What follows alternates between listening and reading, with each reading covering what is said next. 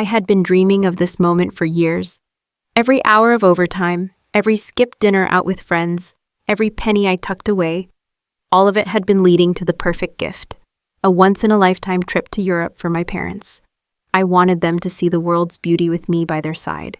Paris at sunset, Rome's ancient streets, the romance of Venice's canals. It was supposed to be an adventure that would bring us closer together than ever. But as the first blush of dawn spread across the sky on the day of our departure, everything I thought I knew about my family shattered. "Why are you late?" my mother, Cynthia, asked sharply as she stepped onto the porch, dragging a suitcase behind her. I glanced at the clock on my dashboard. 6:02 a.m., 2 minutes late. My heart pounded with excitement and nerves as I stepped out of the car to help, only to stop cold when I saw her. My sister, Brooke, stood beside our mom, rolling her own suitcase down the steps with a smirk. The air left my lungs in one painful rush. "What's going on?" I asked, trying to keep my voice steady as panic rose in my chest. My mother turned to me with a bright, almost forced cheeriness that made the moment feel like a cruel joke. "Oh, Ava," she said, brushing off my question with a wave of her hand. "We decided Brooke should go instead of you. She's been so stressed lately, and she really needs this trip." The words felt like a slap. I'd planned every detail of this journey, the flights, luxury hotels, guided tours, dinners at Michelin-starred restaurants. I'd poured years of effort into creating something special for my parents, and for me. Yet here they were, dismissing my role as easily as one might wave away an annoying fly. "Instead of me," I managed to say, my voice trembling, "Mom, I've been planning this for years. I paid for everything." Brooke didn't even bother to look guilty. She shifted her weight onto one hip, flashing me a grin that made my blood boil. "Thanks for understanding, sis," she said, her tone dripping with condescension. My father, Peter, emerged moments later, eyes downcast as he handed me his suitcase. He avoided my gaze completely. The betrayal wasn't sudden. It was the culmination of years of small slights and second-place finishes. But standing there, my hands empty of the dreams I'd worked so hard to build, I realized what I'd been avoiding for too long. In their eyes, Brooke would always come first. This was supposed to be a celebration of everything I had accomplished, a chance to share the joy of seeing the world together. But instead, it became the moment I saw my family for who they really were, and decided, for the first time in my life, that I wouldn't let them take me for granted anymore. As the early morning light crept over the driveway, I forced a tight smile and popped the trunk. "Let's get going then," I said flatly, every word a struggle.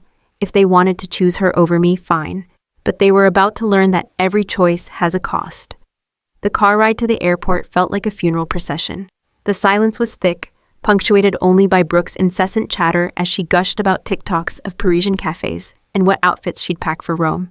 Every laugh from Cynthia, my mother, felt like a dagger.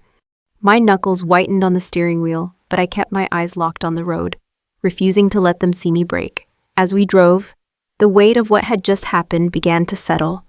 I'd spent years carefully curating this itinerary, researching the best hotels, handpicking restaurants with sweeping views, securing tickets to sold-out exhibitions. I knew my parents' taste better than anyone, and I'd wanted to give them a trip that would remind them how loved they were, and how grateful I was for their sacrifices. But none of it seemed to matter now. Peter, my father, cleared his throat awkwardly from the back seat. "Thank you for driving us, Ava," he mumbled. "I know this is unusual." "Unusual," I repeated bitterly, meeting his eyes in the rearview mirror. "That's one word for it." He looked away, shifting uncomfortably. I caught Cynthia's reflection next. She was beaming at Brooke, completely absorbed in her stories about shopping on the Champs-Élysées and posing by the Eiffel Tower.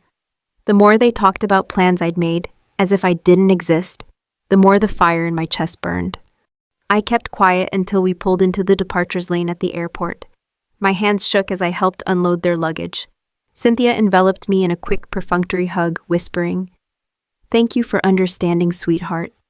This means so much to us." And to Brooke. Brooke flashed a bright smile, one that seemed designed to twist the knife deeper. "You're the best, Ava. See you in a week." I stood rooted to the curb as they disappeared into the terminal, suitcases clicking across the pavement, their excitement palpable, an excitement I should have shared. My vision blurred with tears I refused to let fall. This was supposed to be our moment. My moment. Instead, it was the final confirmation of a truth I had tried so hard not to see. No matter what I did, I would never come first. The drive home was a haze. I replayed every word they'd said, every dismissive smile. By the time I pulled into my driveway, the anger had crystallized into resolve. I had been generous to a fault, sacrificing so much to make this trip happen. And now, they were expecting to enjoy the fruits of my labor without me. That's when I knew exactly what I needed to do. I walked straight to my laptop, hands trembling but determined. I logged into every travel account I'd used, airline, hotel, tour operators. One by one, I canceled the reservations. The upgraded flights, gone. The 5-star hotels, canceled. The private wine tasting and guided tours, refunded.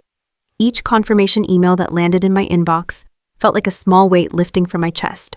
They had chosen to cut me out of the trip I created. Fine. But they wouldn't get to revel in the luxury I worked so hard to afford. As I closed my laptop with a quiet snap, I finally let out a breath I didn't realize I'd been holding. They wanted to prioritize Brooke. Let them. But they could figure out how to navigate Europe on their own, without me funding their dream. I hadn't even finished making myself coffee when the calls started pouring in. My phone vibrated across the kitchen counter, lighting up again and again with Mom and Brooke flashing on the screen. For a brief, spiteful moment, I let it ring until the buzzing stopped, only for it to start all over again a minute later. I finally picked up on the fourth call, the familiar cadence of Cynthia's voice hitting me like a storm.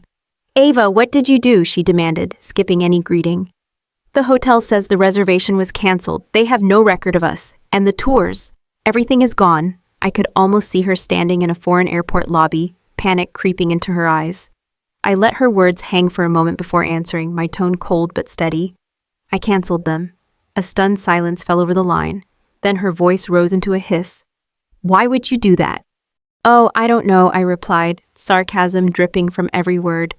"Maybe because you decided Brooke deserved my trip more than I did. You're lucky I even drove you to the airport." Her voice cracked as she sputtered. "We thought you'd understand." "Understand what?" I snapped, my patience snapping along with it. "That years of planning, saving, and dreaming meant nothing. That you could cut me out of something I created because Brooke needed a break?" Before she could recover, I ended the call and shut off my phone, tossing it onto the couch. The silence in my apartment was absolute. For the first time in years, I felt in control of my own life, but the peace didn't last long.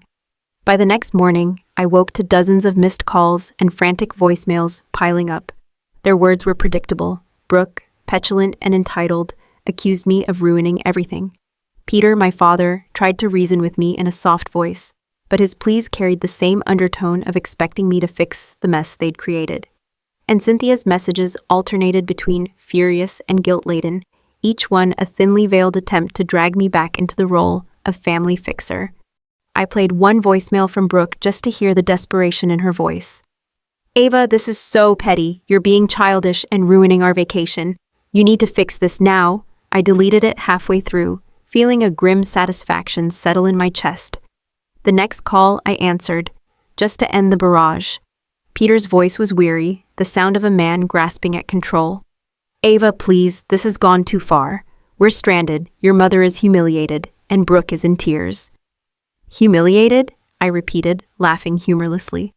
"You think you're embarrassed now? Try saving for years to give your family a dream and being told at the last second you're not even part of it." He fell silent on the other end. For a moment, I hoped he might understand. But then he sighed, and his next words shattered any illusion. "You're better than this, Ava. We all make sacrifices for family." "Funny," I shot back.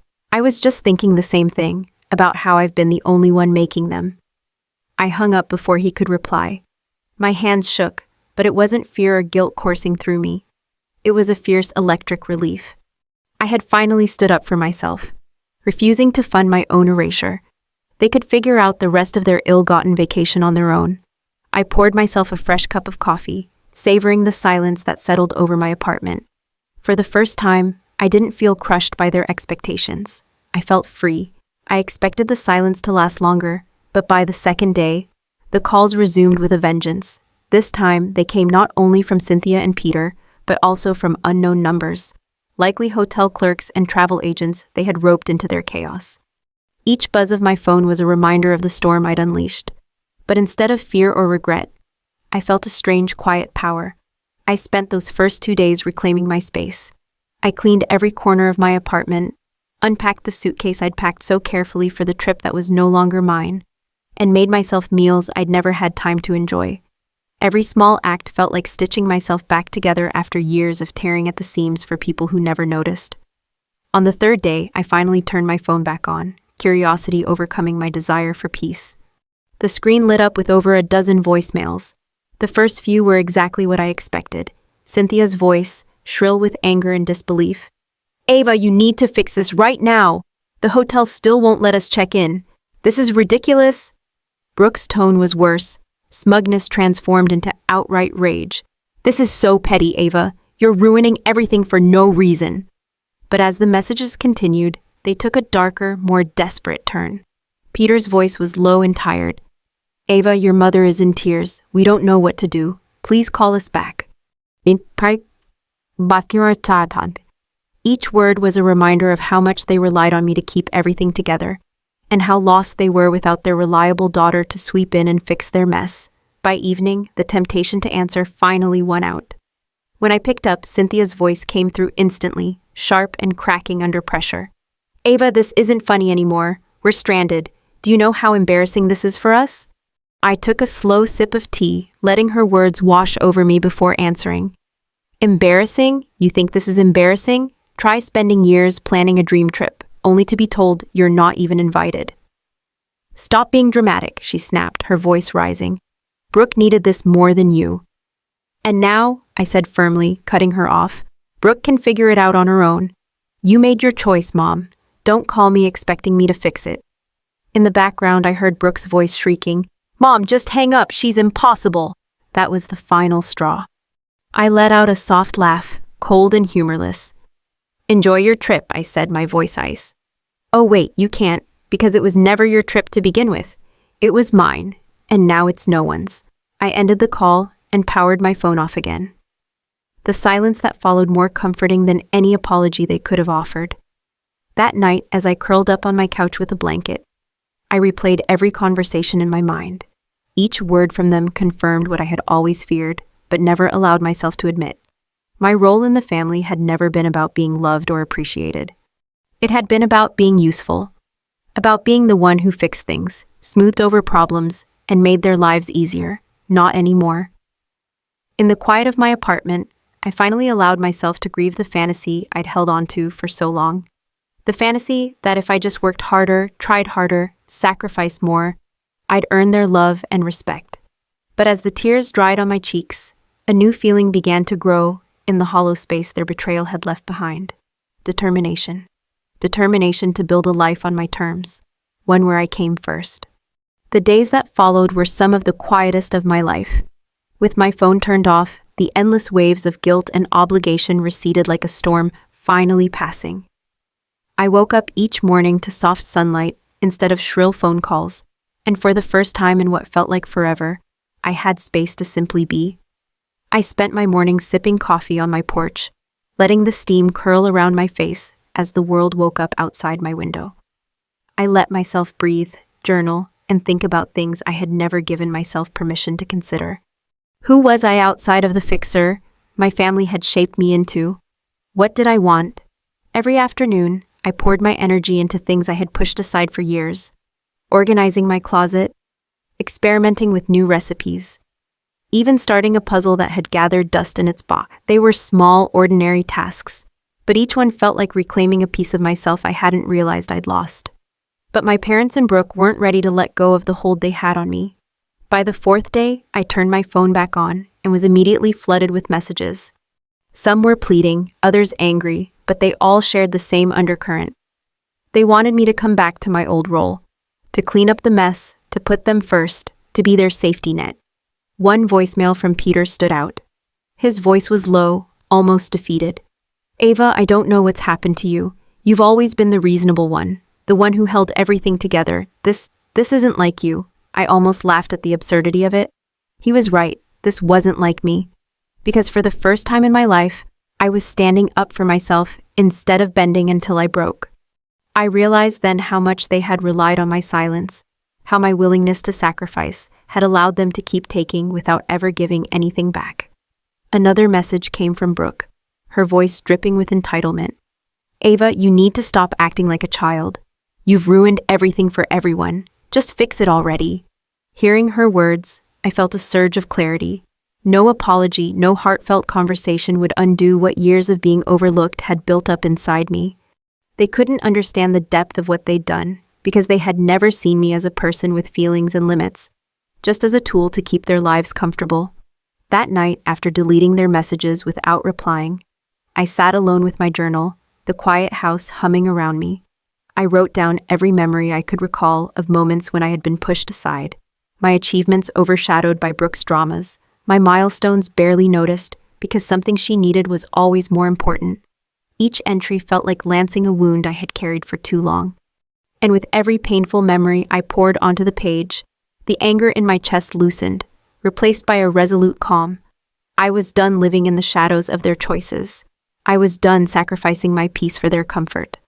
As the sun dipped below the horizon, painting the sky with streaks of purple and gold, I made myself a promise. I would never again let anyone decide my worth or dictate what I deserved. The next chapter of my life would be mine, and mine alone. When the taxi finally pulled into my parents' driveway, I was already waiting. I'd parked my car across the street, sitting on the hood with a coffee in hand as I watched them emerge, suitcases dragging behind them like anchors. Brooke looked sunburned and miserable. Cynthia's face was pinched with frustration, and Peter's shoulders slumped with exhaustion. The sight filled me with a curious calm. For years, I had dreaded every interaction with them, bracing myself for criticism or guilt. But now, watching them approach with their ill-earned souvenirs and frayed tempers, I felt only clarity. "Well," Brooke snapped the moment she spotted me, "I hope you're happy, Ava." I tilted my head slightly, taking a slow sip of coffee. "Happy about what, Brooke?" "Our trip was a complete disaster," Cynthia spat, waving a hand like she could shoo the memory away. "We spent nights in motels I wouldn't wish on my worst enemy. Half the places we showed up to didn't have our names on the list. Do you have any idea how humiliating that was?" I let her words roll off me like rain on glass. "You mean the trip you took instead of me? The one you decided I didn't need to be part of?" Peter cleared his throat, clearly trying to salvage something from the ruins. "Ava, this was extreme. You could have just let us go. You didn't have to cancel everything." I pushed myself off the car hood, folding my arms as I looked each of them in the eye. Why should I have paid for a vacation I wasn't invited to? If Brooke needed it so badly, maybe you should have planned it yourselves instead of using what I spent years saving for. Brooke scoffed dramatically, tossing her hair over her shoulder. "You're so dramatic. It's just money, Ava." I took a deep breath, steadying my voice. "No, Brooke, it's not just money. It's years of effort, sacrifice, and wanting to share something special with our parents. But you wouldn't understand that, because you've never had to work for anything in your life." They stood there, stunned into silence, and I pressed on before they could interrupt. For as long as I can remember, I've been the one who fixed everything. I smoothed over arguments, planned holidays, and made sure this family didn't fall apart. And every time I was pushed aside the moment Brooke needed something. This wasn't just about a trip. It was about every single time I was told I wasn't enough. Cynthia's mouth opened, but I raised a hand to stop her. "No, Mom, what's not fair is how you've treated me all these years. You decided Brooke deserved my trip more than I did, so you don't get to be angry that I didn't let you enjoy it without me." I grabbed my bag from the car hood and slung it over my shoulder, feeling lighter than I had in years. "I'm glad you made it home safely, but don't expect things to go back to the way they were. I'm done." As I walked past them toward my car, I heard Cynthia call after me, her voice a mix of anger and something like desperation. Peter muttered my name once, but I didn't turn back. I slid behind the wheel, started the engine, and pulled away without looking in the rearview mirror. For the first time in my life, I wasn't afraid of what they thought of me. I had finally spoken the truth they had refused to hear for so long, and I wasn't going to let them drag me back into silence. The drive home from my parents' house was unlike any I'd made before. Every other time I'd left, my mind would swirl with guilt, second-guessing every word I'd said, every boundary I'd tried to set. But today, the air in my car felt clearer, my chest lighter. I rolled the windows down and let the summer breeze tangle my hair, music blasting as I sang along for the first time in years, without worrying who might hear. When I walked into my apartment, I felt a sense of peace settle over me, like the space itself recognized I was finally claiming it as mine. I made myself a cup of tea, sat down on the couch, and replayed the confrontation in my head, not with fear or regret, but with a quiet pride. For so long I'd been afraid of what would happen if I stopped trying to please them. But the world hadn't ended. I was still standing, and for the first time, I was free. The next morning, Grace called. "How'd it go?" she asked immediately, skipping any pleasantries. I laughed, the sound bubbling up unforced. "Exactly how you'd expect. They're furious, Brooke's sulking, and I'm free." She let out a delighted snort. "Good, let them stew. You've spent enough of your life cleaning up their messes." Her words emboldened me. I realized I didn't need to wait for their approval or forgiveness to start living my life. That afternoon, I took the first step. I went online and started searching for photography classes. It was something I'd dreamed of since college, but always dismissed as impractical, something that would only get in the way of the family obligations I could never seem to escape. A few days later, I found a weekend workshop with an open slot. I signed up before I could talk myself out of it. On the day of the class, I showed up nervous but excited, camera slung around my neck. I spent hours capturing moments I'd always overlooked. The delicate curve of a flower petal, the weathered texture of old bricks, the joy on strangers' faces. Each click of the shutter felt like a small declaration. I choose me. In the evenings, I started journaling again, not to vent or chronicle my pain, but to dream. I wrote lists of things I wanted to try, places I wanted to visit, skills I wanted to learn, and for the first time, none of those dreams ended with, "if my family lets me." I also began reconnecting with friends I'd drifted from while drowning in family obligations. Grace and I spent weekends exploring new cafes and laughing until we cried. I called up old college friends, scheduling dinners and hikes. Slowly, my world expanded beyond the narrow confines of always needing to be the responsible one. Each small step was like building a new foundation, one brick at a time. And while moments of doubt still crept in, fleeting thoughts that maybe I'd been too harsh, too final, I reminded myself how often I'd ignored my own needs just to keep the peace. One evening, I took my journal out to the porch, watching the sun sink low in the sky. The breeze felt cool against my skin as I wrote a simple promise to myself. I will never again make myself small for people who refuse to see my worth. As the stars blinked awake overhead, I realized something. I wasn't just healing from what had happened. I was becoming someone stronger, someone freer than I had ever imagined. And for the first time in my life, I felt like my story was finally my own. A week after the confrontation with my parents, I woke up to find a message from my mom waiting on my phone. The words were softer this time, cautious, almost careful. "Hope you're well, Ava. Maybe we can talk soon." A few months ago, that text would have sent me spiraling, dissecting every word for hidden meanings, wondering what I had done wrong. But now, I simply set the phone aside. I would talk to them when I was ready, not because they demanded it. The clarity I'd found in the past week felt like standing at the top of a mountain after a long, grueling climb. I realized I didn't owe anyone immediate forgiveness, nor was it my responsibility to rush back into old patterns just because they were uncomfortable with the new me.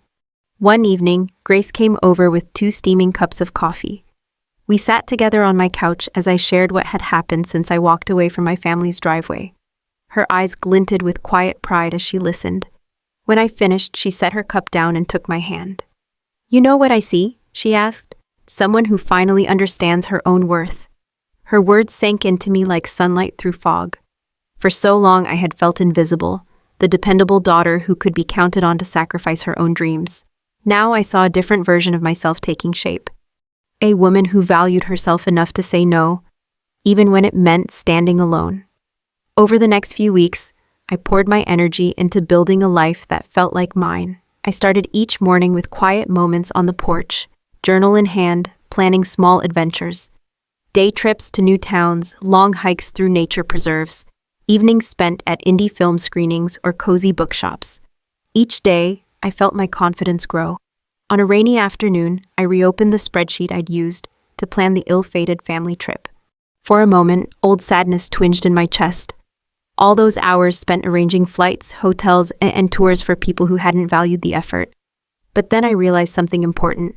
That money didn't have to go to waste. I closed the spreadsheet and opened a new tab, typing solo travel destinations into the search bar. My heart beat faster as images of sunlit streets in Lisbon, misty mountains in New Zealand, and bustling markets in Bangkok filled my screen. For the first time, I was planning not for anyone else, but for myself.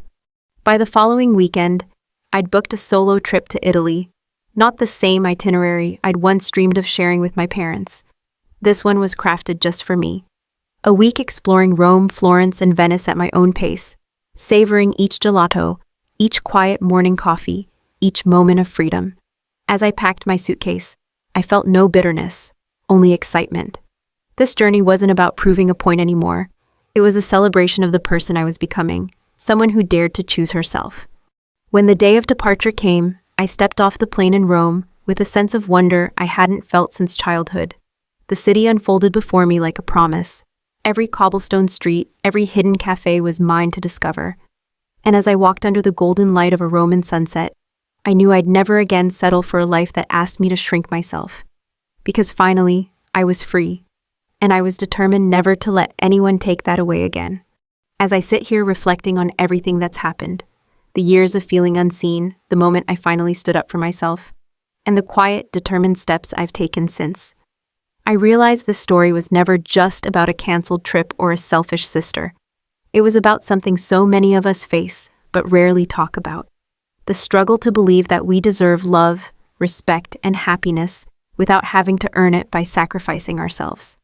For so long, I thought being the good daughter meant swallowing my hurt, staying silent, and picking up the pieces every time someone else dropped them.